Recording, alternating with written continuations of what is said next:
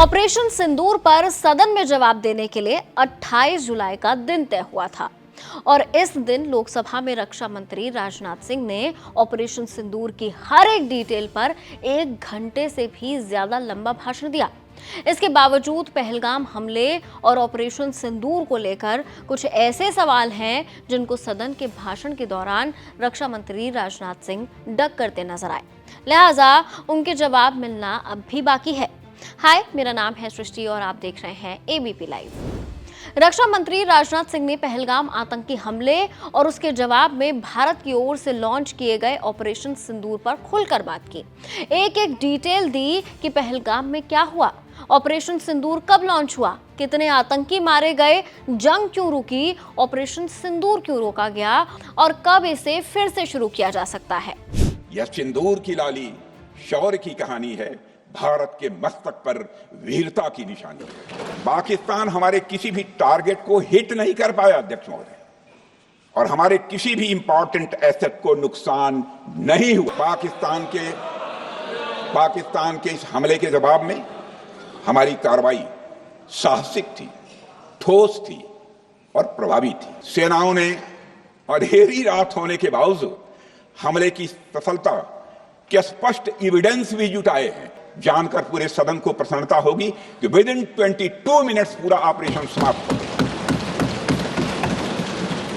और हमने आतंकवादियों को उनके घर में घुसकर मारा।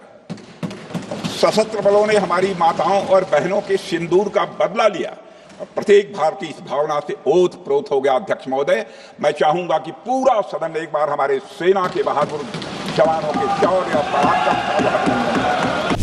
लेकिन कुछ ऐसे सवाल हैं जिनका जवाब रक्षा मंत्री ने नहीं दिया है और विपक्ष वही सवाल बार बार सरकार से पूछ रहा है। उदाहरण के तौर पर सबसे पहला और सबसे अहम सवाल है कि पहलगाम के आतंकी कहां से आए।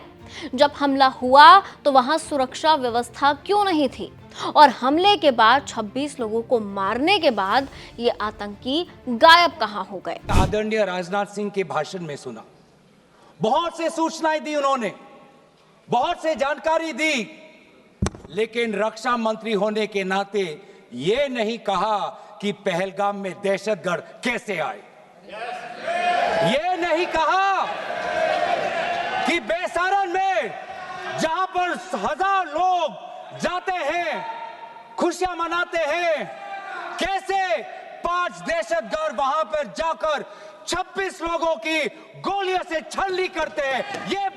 ये सूचना रक्षा मंत्री ने नहीं दी। दूसरा जरूरी सवाल कि अगर आतंकी हमले के बाद भी भारत का मकसद पाकिस्तान से जंग का नहीं था और पाकिस्तान से पीओके लेने का भी नहीं था, तो फिर ये जंग हुई क्यों?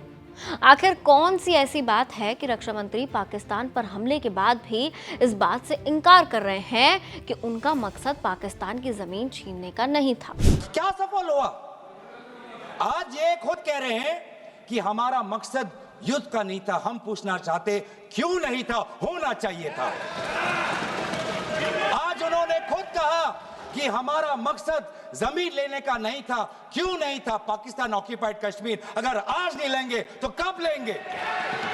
तीसरा सवाल कि ऑपरेशन सिंदूर के दौरान कितने फाइटर जेट गिरे, इसका भी जवाब रक्षा मंत्री की ओर से नहीं दिया गया। इसके बारे में रक्षा मंत्री का बस इतना ही कहना था कि परीक्षा के नतीजे मायने रखते हैं, कितनी पेंसिल टूटी या पेन गुमे ये बात बेमानी है।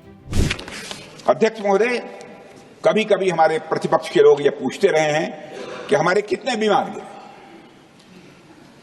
मुझे लगता है उनका यह प्रश्न हमारी राष्ट्रीय जनभावनाओं का सही से प्रतिनिधित्व नहीं कर रहा है। मुझे लगता है उन्होंने एक बार भी हमसे यह नहीं पूछा कि हमारी सेनाओं ने दुश्मन के कितने विमान मार गिराए। लेकिन विपक्ष का सवाल है कि जब भारत के पास कुल 35 ही राफेल जेट हैं, तो उनमें से एक का भी गिरना भारत का बड़ा नुकसान है और रक्षा मंत्री ये नहीं बताते कि कितने जेट गिरे। सर, 35 ही राफेल है देश में, 35 ही राफेल है। अगर उनमें से कुछ गिरे भी तो देखिए सर, मुझे तो लगता है कि बहुत बड़ी क्षति हुई। 35 राफेल, अगर कुछ उनमें से भी अगर कुछ गिरे तो मुझे लगता है कि जरूरी है, क्योंकि आपको लगता है कि 35 राफेल काफी है। चौथा सवाल सीज फायर को लेकर है कि आखिर जब भारत जीत के बिल्कुल करीब था तो सीज फायर क्यों हुआ और किसके कहने पर हुआ। इस सीज फायर में ट्रंप की भूमिका के बारे में भी रक्षा मंत्री राजनाथ सिंह ने कुछ भी साफ नहीं किया, जबकि ट्रंप 26 बार बोल चुके हैं कि सीज फायर उनके कहने पर हुआ। आदरणीय प्रधानमंत्री मोदी जी से जानना चाहते थे, अगर पाकिस्तान वाकई में अपने घुटने टिकने के लिए तैयार था तो आपने क्यों रुका, आप क्यों रुके और किसके सामने आप झुके, किसके सामने आपने सरेंडर किया, किसके सामने आपने सरेंडर किया। वो अमेरिका के राष्ट्रपति जो 26 बार आज कह चुके हैं कि व्यापार को लेकर उन्होंने भारत और पाकिस्तान को सतर्क किया और दोनों को मजबूर किया कि वो इस जंग को छोड़े। आखिरी और सबसे बड़ा सवाल कि जब पाकिस्तान घुटने टेक चुका है, जब पाकिस्तान के आतंकी ठिकाने तबाह हो चुके हैं, तो फिर ऑपरेशन सिंदूर चल रहा है, इसकी बात क्यों?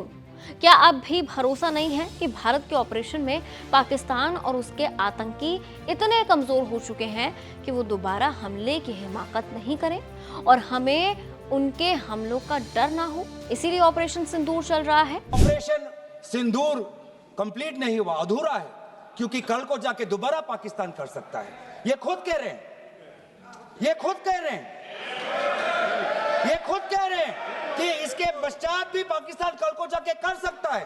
खैर, इसका जवाब मिले ही जरूरी नहीं है, क्योंकि ये सेना के मामलों से जुड़ा सवाल है। लेकिन इसके अलावा ये विपक्ष के कुछ ऐसे सवाल हैं जिनका जवाब तो बनता है, लेकिन अभी तक सदन में इन सभी सवालों के जवाब मिल नहीं पाए हैं। हाँ, ऑपरेशन सिंदूर पर चर्चा बाकी है, कुल 16 घंटे चर्चा होनी है, तो उम्मीद कर सकते हैं कि आने वाले दिनों में इन सवालों के जवाब भी देश को मिल ही जाएंगे। खैर, फिलहाल इस वीडियो में इतना ही। मैं थी आपके साथ सृष्टि गोयल। देखते रहिए एबीपी लाइव।